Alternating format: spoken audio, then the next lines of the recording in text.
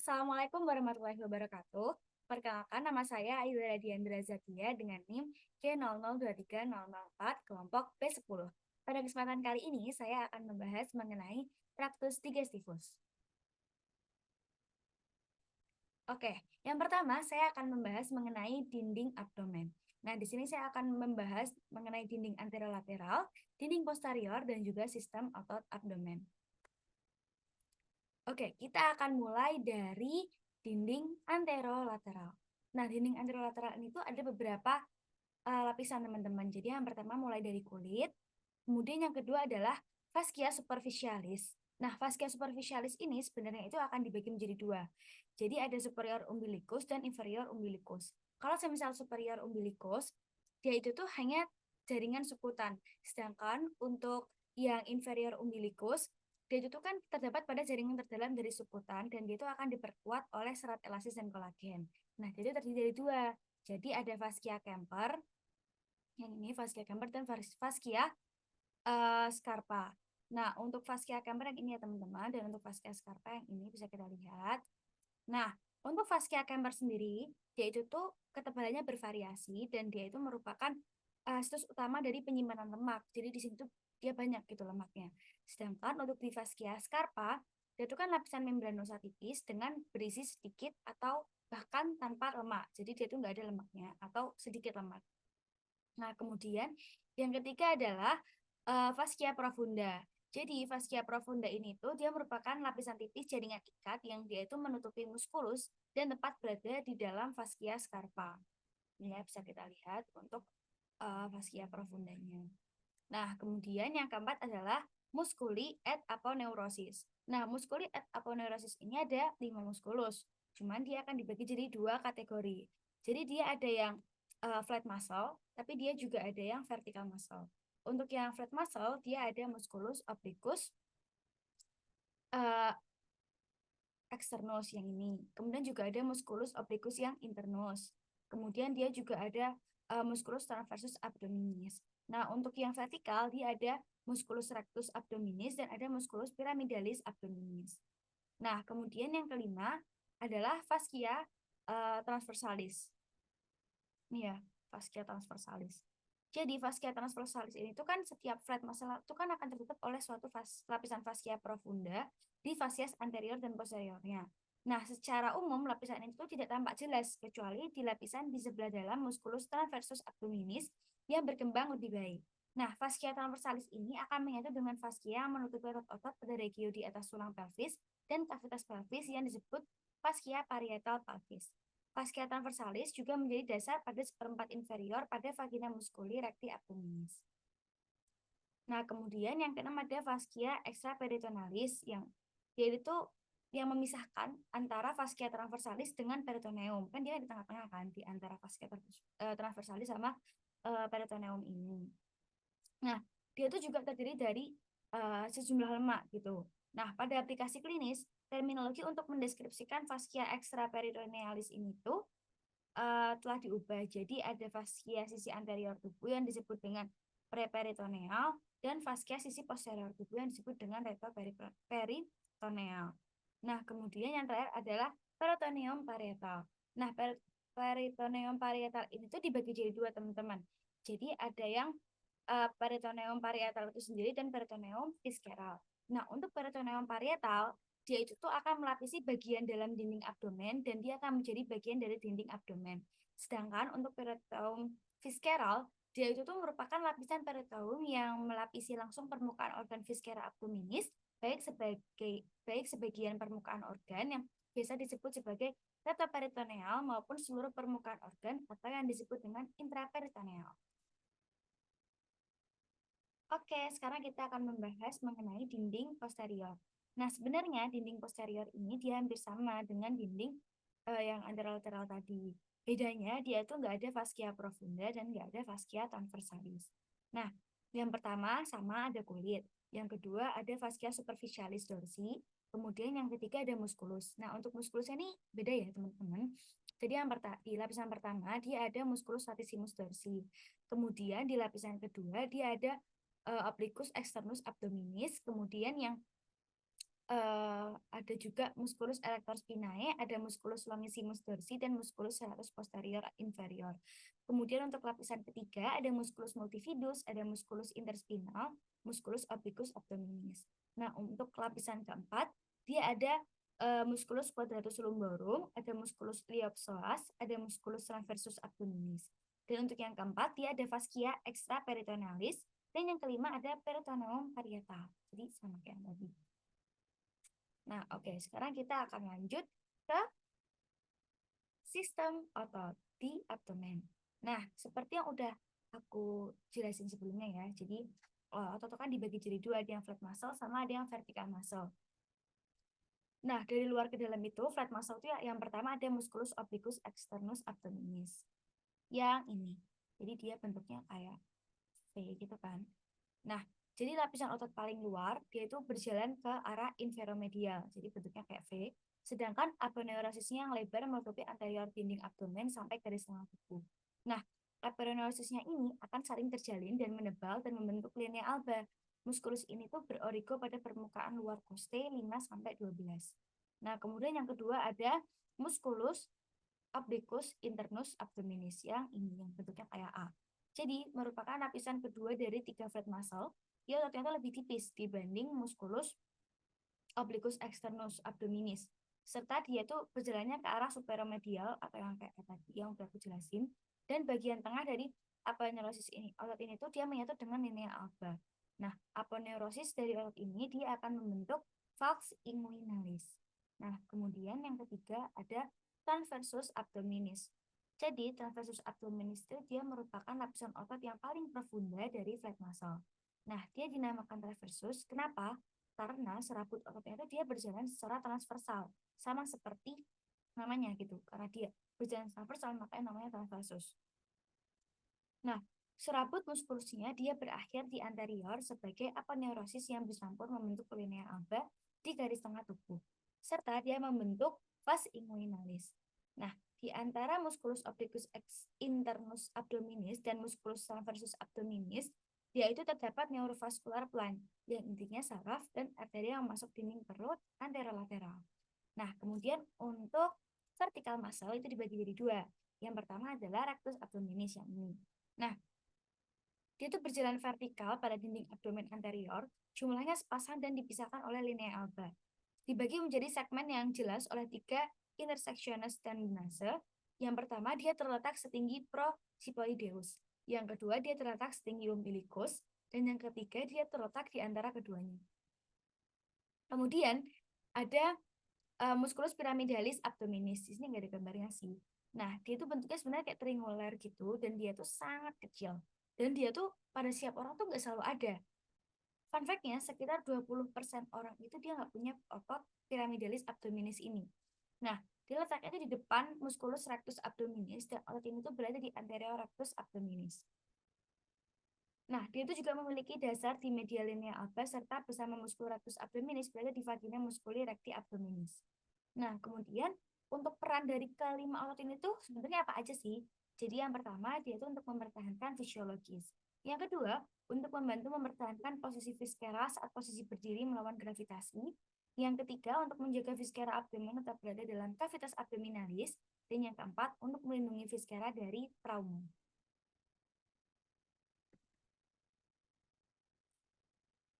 Oke, sekarang kita akan membahas mengenai rektum dan analis kanalis.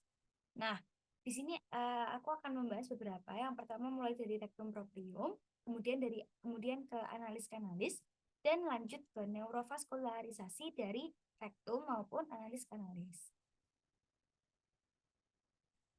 Oke, yang pertama dari rektum proprium ini.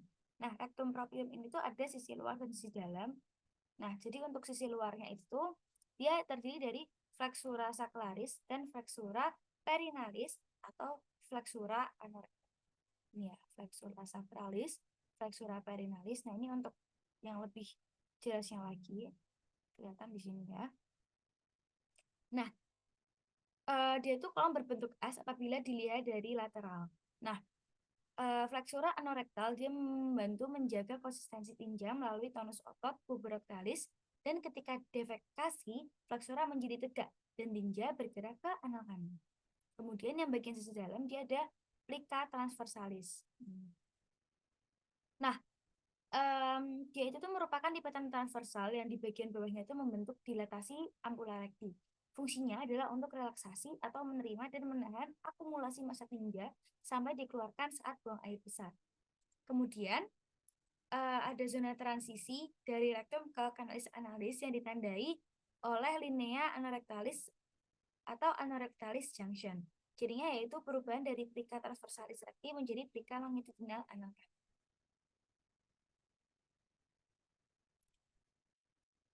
Nah, kemudian yang kedua kita akan membahas mengenai kanalis analis. Nah, jadi lapisan otot ini tuh berkembang baik dan stratum longitudinalnya itu lengkap. Kemudian dia itu terletak di bawah diafragma pelvis dan berakhir di anus. Nah, untuk segmennya dibagi jadi beberapa. Yang pertama ada zona columnaris.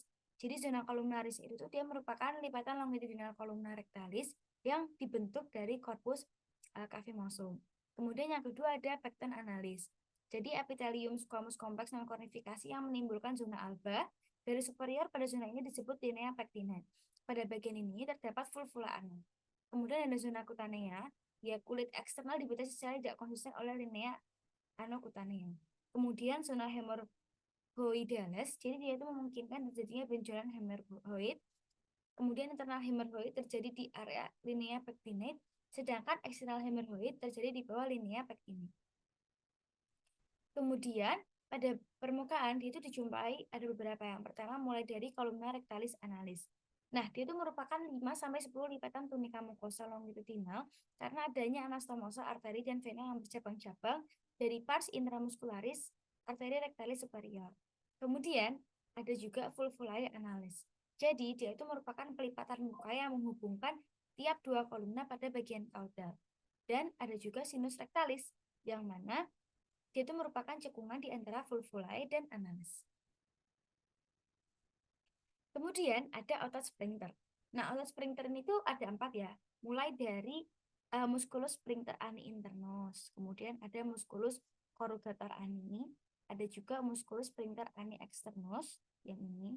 Dan dibagi jadi 3 parts, ada profunda, superficialis, dan subcutanea. Kemudian ada musculus puborectalis atau biasa disebut sebagai musculus levator ani. Oke, kemudian aku akan bahas mengenai neurovaskularisasinya. Nah, untuk arterinya, jadi ada arteri rectalis superior, RIS, cabang arteri mesenterica inferior. Kemudian ada arteri rectalis medial, cabang arteri iliaca interna. Kemudian ada arteri rectalis inferior, cabang arteri iliaca interna juga. Kemudian untuk venanya, jadi ada vena rectalis superior, dan kemudian dia akan ke vena mesenterica inferior, kemudian ke vena porta. Kemudian juga ada vena rectalis media yang dia akan ke vena iliaca interna dan kemudian akan ke vena cava inferior. Kemudian ada vena rectalis inferior, dia akan ke vena pudenda interna, kemudian vena iliaca interna dan vena cava inferior. Nah, sedangkan pada anal kanal drainase venanya itu kalau misal dia di atas pectinate, dia akan bermuara ke vena porta. Sedangkan kalau misal dia ada di bawah pectinate, dia akan bermuara ke vena cava inferior. Kemudian untuk limfenya, kalau misal dia di atas pectinate, dia akan bermuara ke nodus iliacus internus. Sedangkan kalau dia di bawah dari linea pectinate, dia akan bermuara ke nodus inguinalis superficial. Nah, untuk inervasinya, kalau misal dia itu simpatis, dia menggunakan nervus plancolumbalis. Sedangkan apabila dia parasimpatis, dia akan menggunakan nervus planici pelvici. Nah, kemudian untuk rektum bagian kaudal, dia juga akan mendapatkan inervasi dari cabang nervus sacralis, yaitu nervus pudendus yang disebut sebagai nervus hemorrhoidalis inferior. Kemudian aku akan membahas mengenai peritoneum. Mulai dari apa itu peritoneum, kemudian organ dari intraperitoneal dan retroperitoneal, kemudian ada duplikator peritoneum dan cavum peritoneum. Yang pertama, sebenarnya apa sih peritoneum itu? Jadi, peritoneum itu adalah suatu lapisan tipis dan licin atau membran serosa yang melapisi bagian dalam dinding abdomen dan membungkus sebagian atau seluruh viskera abdomen. Nah, fungsi dari peritoneum itu apa aja? Yang pertama, yaitu sebagai pelumas untuk mencegah gesekan antar viskera abdomen. Yang kedua, dia juga bisa menyimpan lemak. Kemudian yang ketiga, dia pertahanan terhadap infeksi dan sebagai alat penggantung organ viskera. Yang keempat, dia mempercepat absorpsi obat yang dimasukkan secara intraperitoneum. Nah, peritoneum itu dia akan dibagi jadi dua. Jadi yang pertama ada peritoneum parietal dan peritoneum visceral. Bedanya apa? Sesuai sama namanya ya. Kalau semisal peritoneum parietal, berarti dia lapisan yang melapisi bagian dalam dinding abdomen dan menjadi bagian dari dinding abdomen. Jadi kayak di parietalnya gitu. Sedangkan kalau semisal dia visceral, berarti dia akan melapisi langsung permukaan organ viskera abdomen, baik sebagian permukaan yang disebut sebagai retroperitoneal maupun seluruh permukaan organ yang disebut sebagai organ intraperitoneal. Nah, tadi kan udah disinggung nih kalau misal peritoneal visceral itu dibagi jadi dua. Ada intraperitoneal dan juga retroperitoneal. Nah, kita bahas satu-satu ya. Jadi kalau semisal intraperitoneal, seperti yang udah disebutkan tadi, jadi seluruh permukaannya itu akan dilapisi sama peritoneum. Nah, dia itu contohnya kayak ada gaster, duodenum pars superior, jejunum, ileum, appendix uniformis, kolon transversum, kolon sigmoidea, cauda pankreas, lien, dan hepa. Sedangkan untuk organ retroperitoneum itu dia merupakan organ yang dilapisi itu cuma di permukaan anteriornya aja, bukan di seluruh permukaannya yang sama, bukan di seluruh permukaan kayak si eh, ini kayak si intraperitoneal kayak gitu. Nah, contohnya bisa kita lihat di sini ada jembatan keledainya yaitu adalah set Parker. Jadi mulai dari suprarenal gland, ada aorta, ada duodenum kecuali pars superior, ada pankreas kecuali cauda, ada ureter, ada colon ascendens et descendens, ada kidney, esophagus dan juga rectum.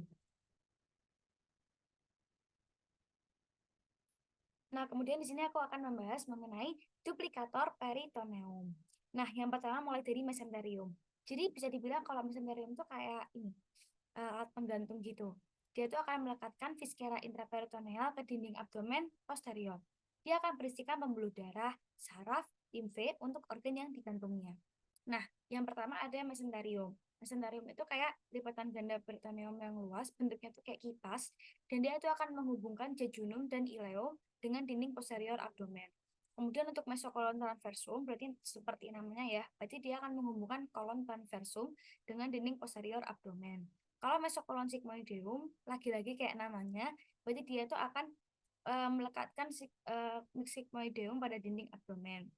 Kemudian nanti juga ada mesoappendix sebenarnya, jadi dia akan melekatkan appendix dan lain sebagainya. Kemudian yang kedua ada omentum. Nah, omentum itu apa sih? Jadi omentum itu merupakan lipatan peritoneum yang membentang dari ventriculus atau gaster dan proximal duodenum ke organ sekitarnya untuk meningkatkan organ-organ di dalam kavitas abdominalis. Nah, omentum itu dibagi jadi dua teman-teman. Jadi ada yang majus sama ada yang minus.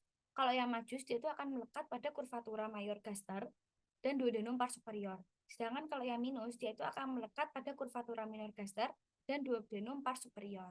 Nah, kalau omentum majus ini dibagi jadi 4. Jadi mulai dari ligamen gastrolienalis, gastrocolica, gastroprenica, dan splenorenal. Sedangkan untuk yang minus, itu dia ada ligamentum hepatogastricum dan hepatoduodenum. Kayak gitu. Nah, kemudian ada ligamen peritoneum juga. Jadi dibagi jadi dua, ada yang hepar sama ada yang gaster. Kalau yang hepar di dinding abdomen anteriornya itu dia akan melalui ligamen falciforme. Kemudian untuk di duodenum dia itu akan melalui ligamen hepatoduodenal. Kemudian untuk di gaster dia akan melalui ligamen hepatogastricum. Nah, sedangkan untuk di gaster itu untuk di diafragma dia akan melalui ligamen gastroprenica. Untuk di lien dia akan melalui ligamen gastroplenica. Untuk di kolon dia akan melalui ligamen gastrokolika. Nah, kemudian ada kavum peritoneum. Jadi, peritoneum itu kan akan dibagi jadi dua, teman-teman. Jadi ada yang peritoneum parietal dan peritoneum visceral. Nah, kedua lapisan ini dia tuh akan membentuk suatu rongga yang namanya kavum peritoneum ini. Nah, dalam keadaan normal, kavum itu akan bersih sedikit cairan serosa. Fungsinya untuk apa? Untuk melubrikasi permukaan peritoneum sehingga viscera itu bisa bergerak satu sama lain tanpa adanya gesekan. Nah, akibat adanya perputaran saat embrional, pada saat dewasa tuh kavum peritoneum itu bukan akan jadi satu longga gitu teman-teman. Tapi dia akan dibagi menjadi dua ruangan yang saling berhubungan. Jadi ada greater sac atau kavum peritoneum major dan ada juga lesser sac atau kavum peritoneum minor. Dan keduanya ini dia akan berhubungan melalui lubang yang disebut foramen Wunsch Lowy. Jadi Ini ada yang laser omentum, laser sac, kemudian ada greater sac, kemudian nanti akan dihubungkan sama foramen Winslowi. Itu teman-teman. Oke, segitu aja dari aku. Terima kasih sudah mendengarkan video ini sampai habis. Semoga informasi yang saya berikan dapat bermanfaat bagi teman-teman semua. Terima kasih dan sampai jumpa di video selanjutnya.